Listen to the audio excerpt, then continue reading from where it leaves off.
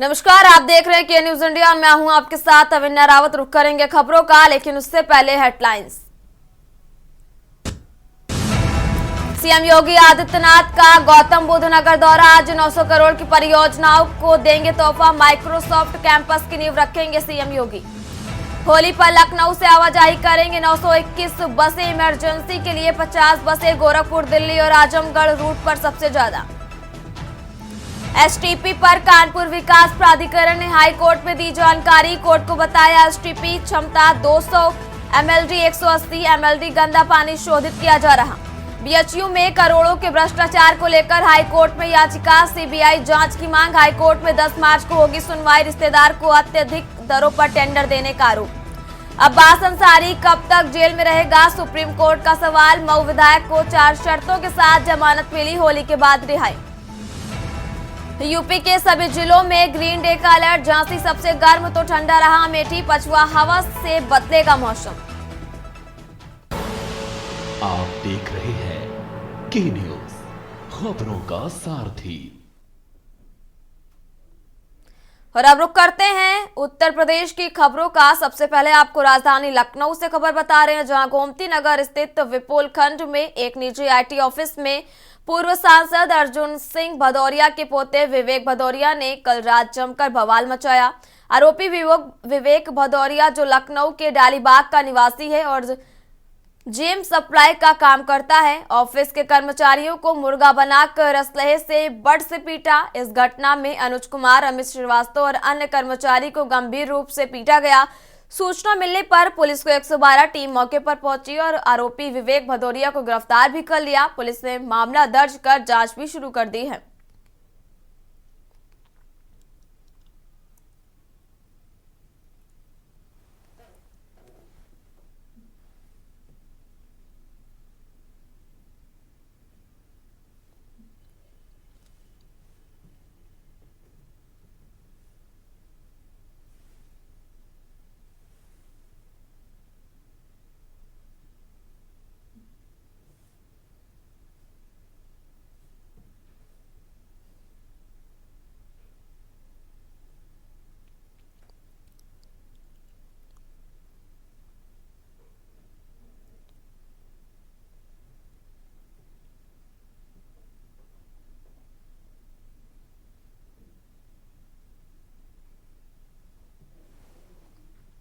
और अब बात कर रहे हैं कानपुर की, जहां इस साल रमजान और होली के त्योहार एक साथ आने पर कानपुर पुलिस ने सुरक्षा के व्यापक इंतजाम किए हैं।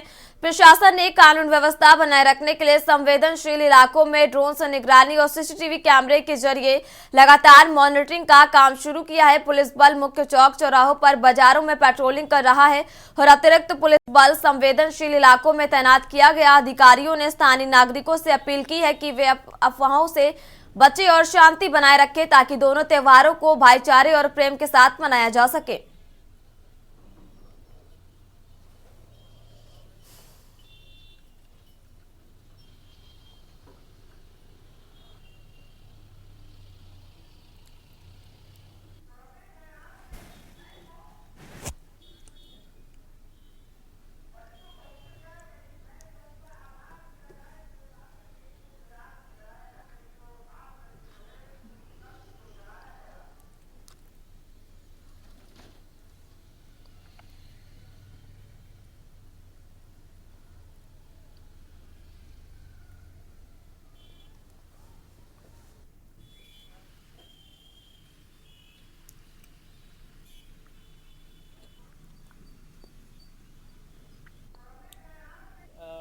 जो रमज़ान का पवित्र महीना चल रहा है, उसको लेकर के कानपुर में बृहद लेवल पे तैयारियां की जा रही हैं। हमारी कई राउंड जो है वो धार्मिक धर्मगुरुओं से और विभिन्न जो हमारे मुअज़्ज़िज़ लोग हैं उनसे मीटिंग्स हुई हैं, बातचीत हुई है। थाना लेवल पे, एसीपी के लेवल पे, डीसीपी के लेवल पे एक राउंड जो है वो सबसे बात हुई है।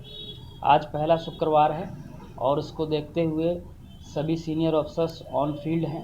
हमारे डीसीपीज़ जो है वो पर्सनली पीएसी और जो हमारी नफरियां हैं उनको लेकर के शहर में गश्त कर रहे हैं। ड्रोन्स उड़वाए जा रहे हैं और जो हमारे रमज़ान के त्यौहार को मनाने वाले लोग हैं उनके साथ जो है वो हम निरंतर संपर्क में हैं, बातचीत कर रहे हैं। रात में तरावियाँ चल रही हैं, वहाँ पर भी पुलिस बल का डिप्लॉयमेंट किया गया है और पुलिस पूरी तरह से मुस्तैदी के साथ इस त्यौहार को और जो पूरा महीना ये चलेगा इसमें उनको सकुशल संपन्न कराने में मदद करेगी। और अगली खबर भी कानपुर से आपको बता रहे हैं, जहां रोटरी जो कि 150 वर्ष पूर्व एक अंतर्राष्ट्रीय संस्था के रूप में स्थापित हुई थी, पोलियो उन्मूलन में महत्वपूर्ण भूमिका निभाई है और आज भी समाज के विभिन्न वर्गों की मदद कर रही है। रोटरी डिस्ट्रिक्ट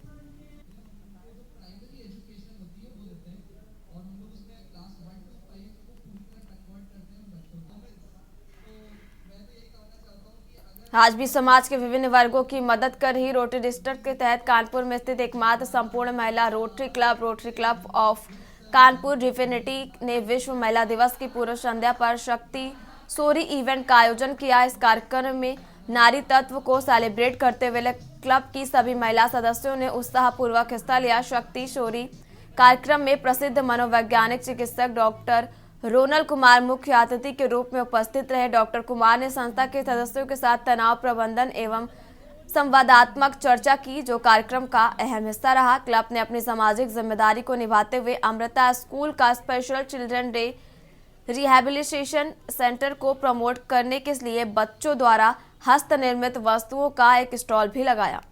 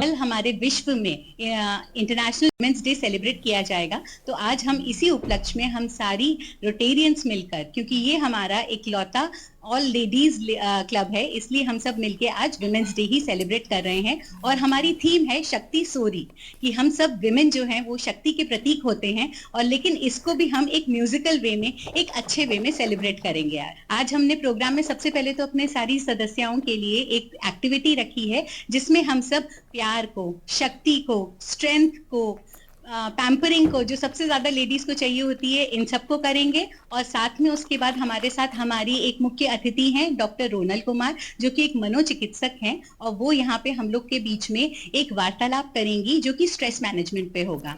उसके साथ साथ हमने एक म्यूजिकल इवनिंग अरेंज करी है, जिसमें हमने एक अपकमिंग बैंड है जो कि कॉलेज के बच्चों का है, उनको सशक्तिकरण के लिए उसका आयोजन भी किया है।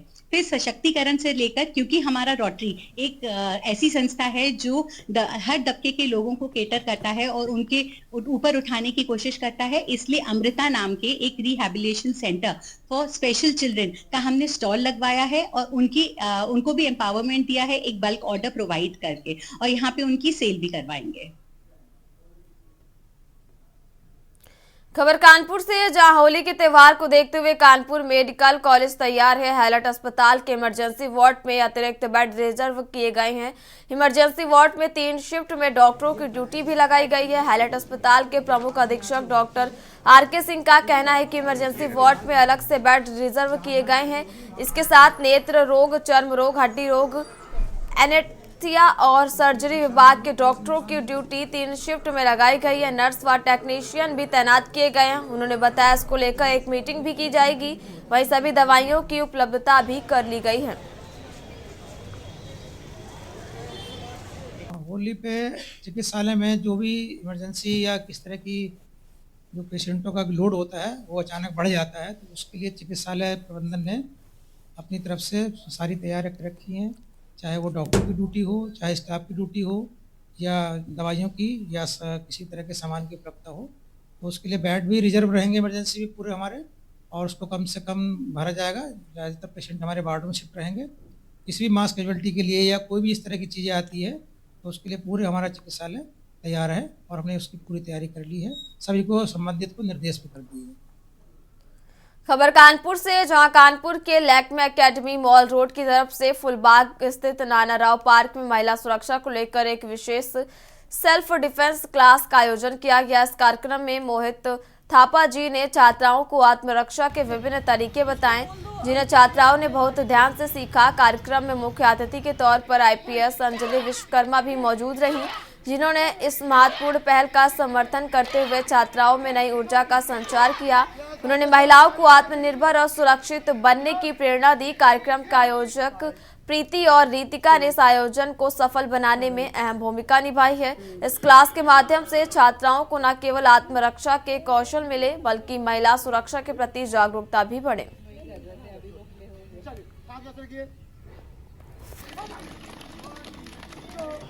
यहाँ नाना राव पार्क में लैक्मे एकेडमी द्वारा सेल्फ डिफेंस की क्लासेस ऑर्गेनाइज की जा रही है, जिसमें मोहित थापा इंस्टीट्यूट को बुलाया गया है और वो ट्रेन कर रहे हैं, विच आई थिंक बहुत ही अच्छा इनिशिएटिव है, क्योंकि आजकल सारी औरतों को अपने पैरों पे खड़े होना, अपना डिफेंस खुद करना बहुत ज़रूरी है आज के दिनों में। तो आई थिंक ये बहुत ही अच्छा इनिशिएटिव है और वुमेंस डे को देखते हुए I think this is the right time कि हम ये सब स्टार्ट करें स्कूल के लेवल्स पे, और जितनी भी इंडिपेंडेंट अकेडमीज़ हैं, जितने भी कॉलेजेस हैं, we should start doing. Madam Lakme ने इस प्रोग्राम की पहल की, क्या कहना चाहेंगे लैक्मे के बारे में? मतलब ऐसे और इंस्टीट्यूट्स आगे आने चाहिए। मतलब अगर पाइनियरिंग कर रहे हैं सेल्फ डिफेंस में, तो आई गेस अगर हम सारे इंस्टीट्यूट्स को रैली करेंगे तो हम कानपुर को बहुत सशक्त बना पाएंगे। कानपुर में होली पर्व को देखते हुए यात्रियों की सुविधा के लिए 8 मार्च से 18 मार्च तक अतिरिक्त बसों का संचालन किया जाएगा। होली पर बड़ी संख्या में यात्री अन्य जिलों से कानपुर आते हैं और वहीं से अपने घरों के लिए यात्रा करते हैं। ऐसे में यात्रियों की सहूलियत को ध्यान में रखते हुए विभिन्न रूटों पर बसों के फेरे बढ़ाए गए हैं। परिवहन विभाग 8 मार्च से होली स्पेशल बसों का भी संचालन करेगा। जीएम अनिल कुमार ने बताया कि 18 मार्च तक सभी चालकों के अवकाश निरस्त कर दिए गए हैं। होली के दौरान लखनऊ गोरखपुर रूट पर यात्रियों का अधिक दबाव रहता है, इसलिए इन रूटों पर बसों की संख्या बढ़ाई जा रही है।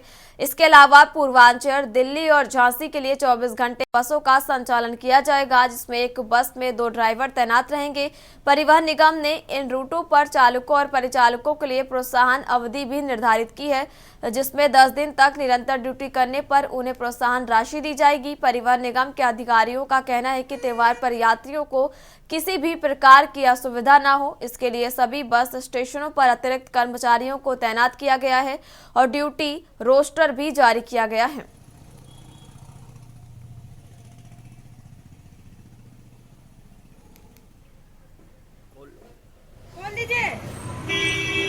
निगम मुख्यालय से आदेश आया है कि 8 तारीख से 18 मार्च तक 8 मार्च से 18 मार्च तक होली पर्व के अवसर पर प्रोत्साहन अवधि निर्धारित की गई है।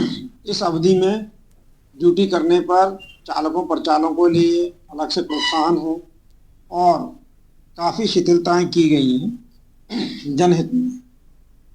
जैसे पूर्वांचल से गाड़ी दिल्ली की चाहिए, क्योंकि पर्व पे जो यात्री हैं वो एक मोह में निकलते हैं, अतः पहले उनको ट्रांसपोर्ट करने के लिए उनको सुविधा दिए जाने के उद्देश्य से ये निर्देश जारी किए गए। परिवहन निगम के कानपुर क्षेत्र के बस बेड़ा में इस वक्त 200 बसें बिल्कुल नई आई हैं और गत वर्ष से 200 बसों का बस बेड़ा हमारे पास अधिक है और इस बार होली पर्व को दृष्टिगत रखते हुए बसों के अतिरिक्त बढ़ा दिए गए हैं और होली पर्व पे 8 तारीख से लेकर 18 तारीख तक प्रोत्साहन योजना है। इस प्रोत्साहन योजना का लाभ जो है चालक परिचालकों को मिलेगा और इसी के तहत जो है यात्रियों को सुगम सुविधाएं भी प्राप्त कराएंगे। मुख्य रूट कानपुर से गोरखपुर, कानपुर रायबरेली, कानपुर लखनऊ, कानपुर से प्रयागराज, ये हमारे मुख्य रूट हैं और इन पे बसों की कोई कमी यात्रियों को होने नहीं दी जाएगी। खबर कानपुर से है, जहां GSVSS PGI में अब सिर से संबंधित न्यूरो रोगों के उपचार के साथ आंखों में होने वाले न्यूरो संबंधित रोगों का भी उपचार किया जाएगा। इसके लिए PGI में न्यूरो ऑप्थेल्मोलॉजी विभाग का संचालन जल्द शुरू होगा। इस विभाग के तहत आंखों में होने वाले नर्व संबंधित रोगों का इलाज किया जाएगा। वर्तमान में GSVM मेडिकल कॉलेज के हैलेट अस्पताल में नेत्र रोग विभाग चल रहा है, लेकिन यहां पर आंखों में होने वाले न्यूरो संबंधित रोगों का इलाज बामुश्किल होता है और मरीजों को बड़े शहरों जैसे लखनऊ और दिल्ली जाना पड़ता है। अब PGI में ये सुविधा उपलब्ध होगी, जिससे मरीजों को कानपुर में ही इलाज मिल सकेगा। कानपुर PGI के प्रभारी डॉक्टर मनीष सिंह ने बताया कि इस नए विभाग में ऑप्टिक्स नर्व और आंख के पर्दे में नर्व के ट्यूमर से संबंधित रोगों का इलाज भी किया जाएगा। आंखों से नहीं, एक्चुअली जो है गवर्नमेंट ने इंडोक्राइन विभाग में एक जो है फंडोस्कोपी एंड उसके रेटिनल एंजियोग्राफी की एक मशीन भेजी है, जिसका रेट जो है 1 करोड़ रुपए का है। इसमें जो डायबिटीज़ और हाइपरटेंशन के कारण जो है आँखों की रोशनी जो है अक्सर धीरे धीरे करके जो है जाने लगती हैं। उसको जांचने के लिए, क्योंकि अगर इनको जो है प्राइमरी रूप से चिन्हित करके उनका इलाज नहीं किया गया तो ये इरिवर्सिबल बन जाती हैं और जो है वो कभी सही नहीं होती हैं। उसको जो है अगर प्राइमरी रूप से देख लिया जाता है तो उसका इलाज जो है संभव होता है। इसलिए जो है इसके जांच के लिए एंजियोग्राफी, रेटिनल एंजियोग्राफी की एक मशीन भेजी है, जिससे जांच से जो है काफ़ी लोगों को जो है राहत मिलेगी। ये जल्दी ही इसकी ट्रेनिंग जो है कराई जा रही है टेक्नीशियंस का, जैसे वो ख़त्म हो जाती है तो हम स्टार्ट करें।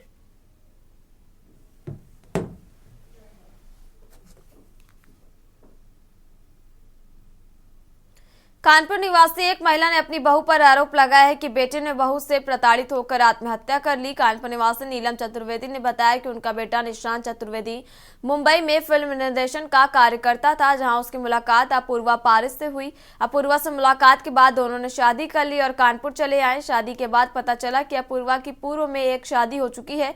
ये जानकारी मिलने के बाद भी हम लोग चुप रहे ताकि घर की बदनामी ना हो। शादी के बाद अपूर्वा की अयाशियां शुरू हो गई। हफ्ते में 4 बार महंगे होटलों में खाना खाना, हफ्ते में 4 बार शॉपिंग करना आदि। मेरे बेटे के मना करने के बाद भी वो हम लोगों को झूठे मुकदमे में फंसाकर जेल भेजने की धमकी देने लगी, जिसके बाद हम लोग तनाव में आकर उसकी सभी मांगों को पूरा करने लगे, जिसका वो नाजायज फायदा उठाने लगी। इसके बाद हम लोगों से झगड़कर बेटे के साथ मुंबई रहने चली गई और वहां भी बेटे को प्रताड़ित करने लगी, जिसके बाद बेटे ने आत्महत्या कर ली।